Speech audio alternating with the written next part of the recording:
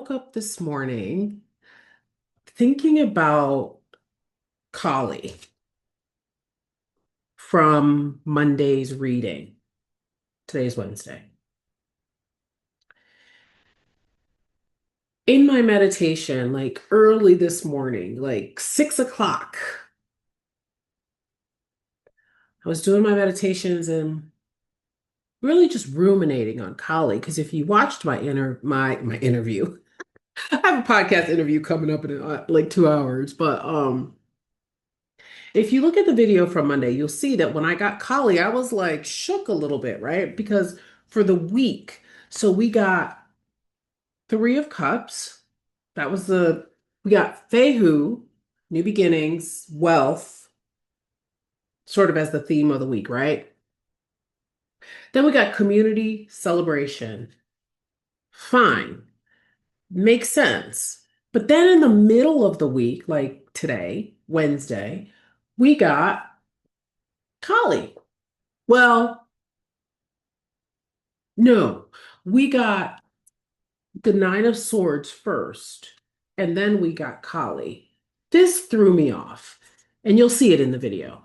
And then we got Ace of Pentacles. So this morning in my meditation, I was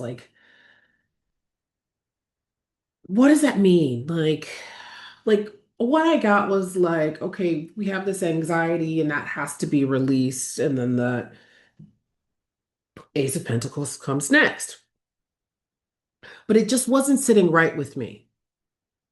So in my visualizations and in my meditation this morning, it was like a light bulb, and I have notes because I was thinking about all of a sudden it came into my mind. People kept talking about the year of the snake ending, and the fire horse beginning. This is going to be long. The year of the fire horse starts on February 7th, if I'm not mistaken. All right. And my friend Amy Miranda had been talking about the end of the snake. We're at the end of the snake, and all of these, wild things are happening. So I started thinking, like, what is the significance of the end of the snake?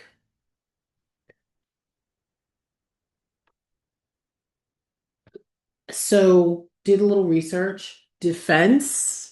So the end of the snake is used for warning. So like rattling, if you think of a rattlesnake, it confuses predators and it also deflects attacks. That's the end of the snake. The end of the snake is also where waste gets released, where the snake's waste accumulates and then is released, right? So the bum hole. And then it's also a place of movement and reproduction. But so birthing something new also happens at the end of the snake. So I was like, oh, okay, well, that's interesting. Um, and I love snakes.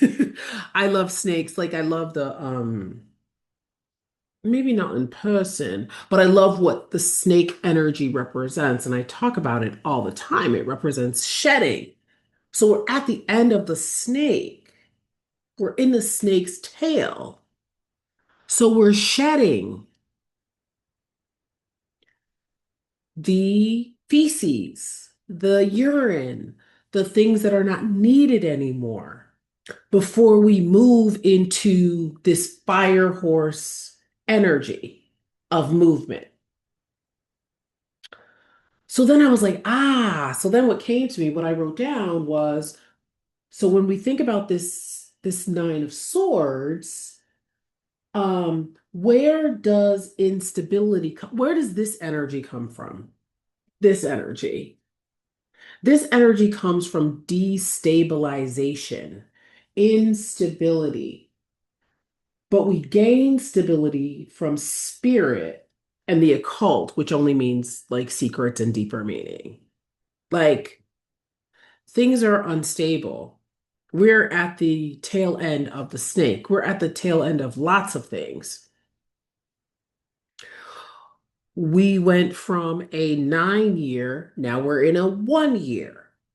So we're ending so the other thing I wrote was 2025 ends a 9 year cycle that began in 2017. What started in 2017?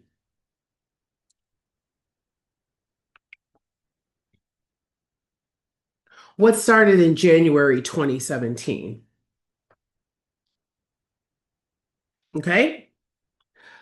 So now we're at the end of a 10 year, sorry, oh, it's interesting. I said 10, 9 year cycle. So things are ending, things are crumbling before our eyes, things are unstable. So then I was like, okay, so then what does that have to do with Kali? All right. Well, after more research, Kali actually can be worked with to shed fear. Shedding snake fear. Got it. Got it. And she looks scary and she shook me, but she's really not scary, right? So we can offer our fear to Kali in this time of instability. And even I'm hearing, even new beginnings, new things being birthed, right? Is scary, is bloody, is painful.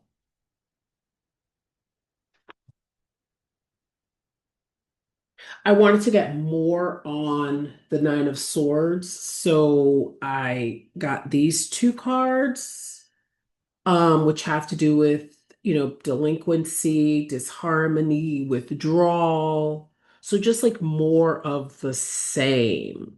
So this is a breaking point.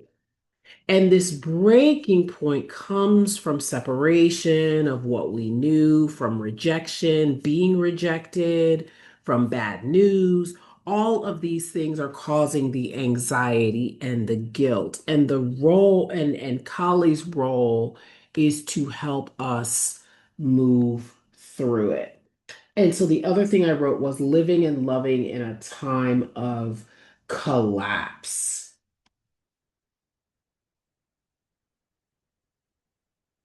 And so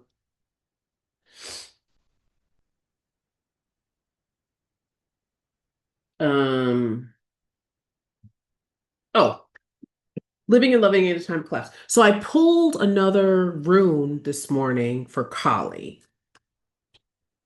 I know it's two different cultures, and sorry, but that's what I was led to do. And I got Dagaz.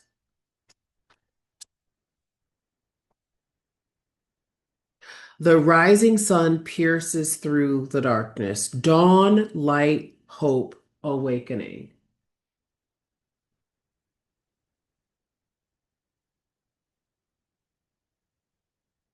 Sorry, I'm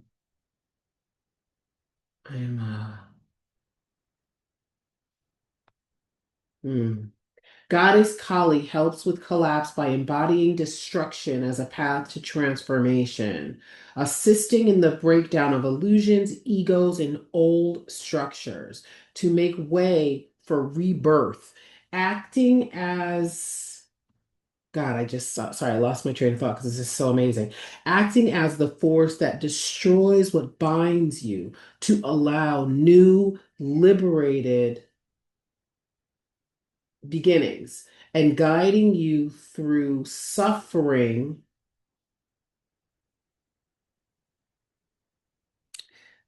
So interesting. I just got a notification on my phone because today was the day that my grandmother passed in 1991.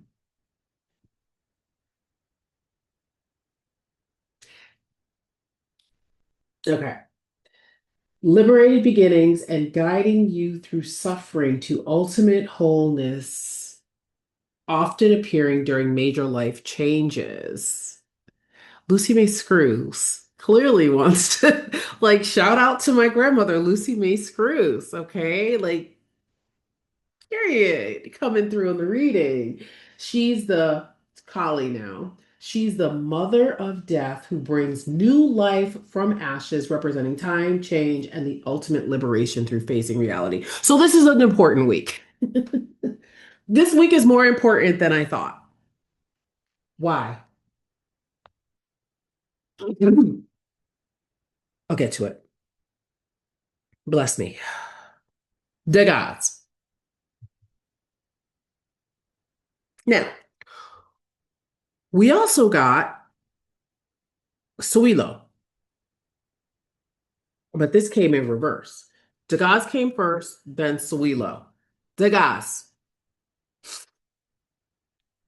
Old English rune poem. Day is the god's messenger. The light of the gods grants ecstasy, good hope, and a boon to all. No matter how dark it looks right now, breathe, be grounded in a new beginning. While Suilo represents the sun and source, Degas brings the energy of the dawning or setting sun. It's these in-between moments that brings endings and beginnings. They mark the shedding. Yo, I didn't even read the shedding of the old and the ushering in of the new dawn. And the dusk are often considered to be quite mystical moments. Isn't that interesting? Because that's when all these things started was in the dawn this morning. And when we look to this rune, which is primarily dawn or daybreak, it brings new life. The rising sun is synonymous with hope and optimism. So Degas brings this energy even in periods of deep darkness. Wow. Many people who have been in a period of life-shattering change have felt the sun rising, stood in contrast to their personal world, but it also reminded them of what still existed, even if it felt impossible. Because let's just be honest, when I got this reading for the week and it was Fehu, wealth, new beginnings, I was like, what? With everything that's going on, I don't understand. Like Three of Cups, like this doesn't feel like Three of Cups energy right now. But what the guys are saying is, but this is what we need to be looking to. And in the middle of it, we have all this maliciousness, we have all these sleepless nights, we have all these fears. Look to Kali to swallow your fears, or whoever you work with, to shed. And Degas is here as well to say, we're shedding, we're shedding, we're shedding. Degas,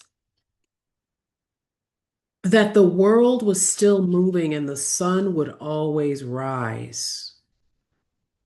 Degas brings in this type of resilience and hope, how life often finds a way, even in the most challenging conditions. There's strength in this hope and the continued choice to rise. So when we meet Degas, it brings the message of a new day.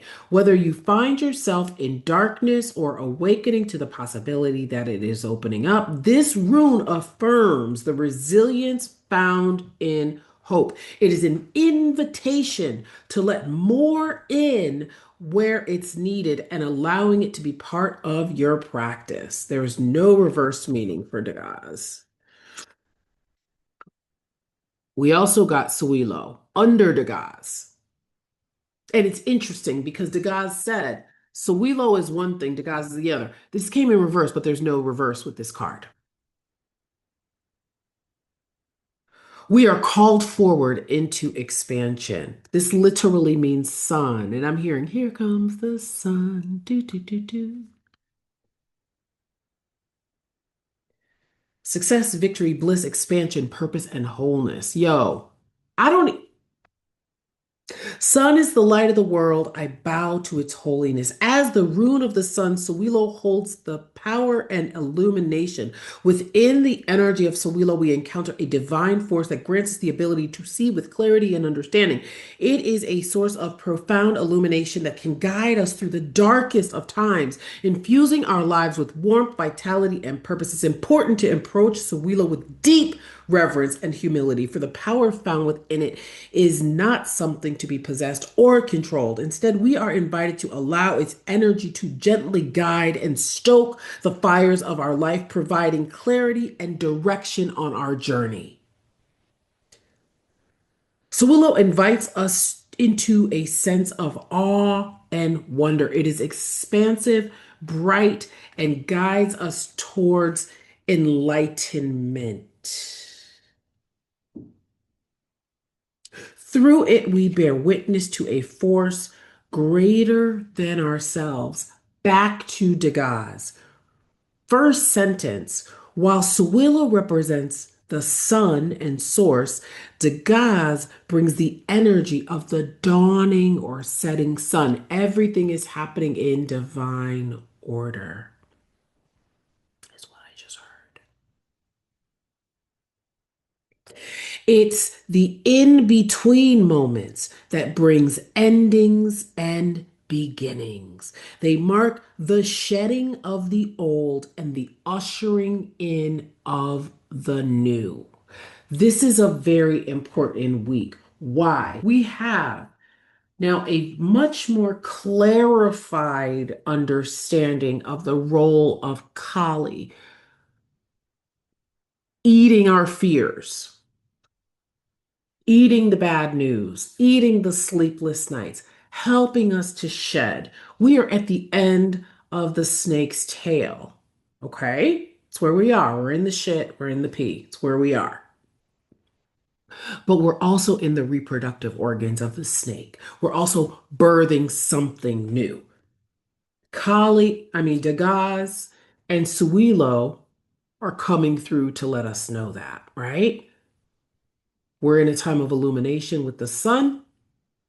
We're in between endings and beginnings with Degas. The sun will come out tomorrow. And this is where we end up with basically where we began with the wealth, with the manifestation. Okay? So we release on full moons, we call in on new moons. So here is my suggestion for Saturday. Because Saturday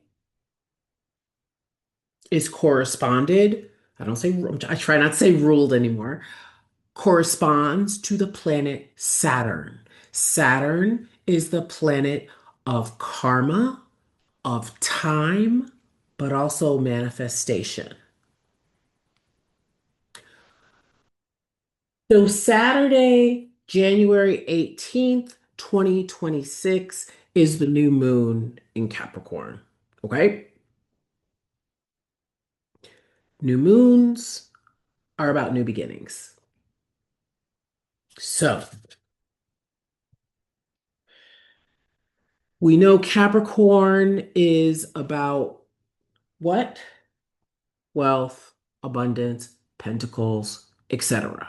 So a great ritual for Saturday would be to set your intentions around abundance, prosperity, and manifestation, right? Because we have a new moon in Capricorn. Capricorn corresponds to the sign of Saturn. Saturn blesses us with wealth and all of those great things. Okay? Okay. I hope that made more sense. I'll see you soon. Bye.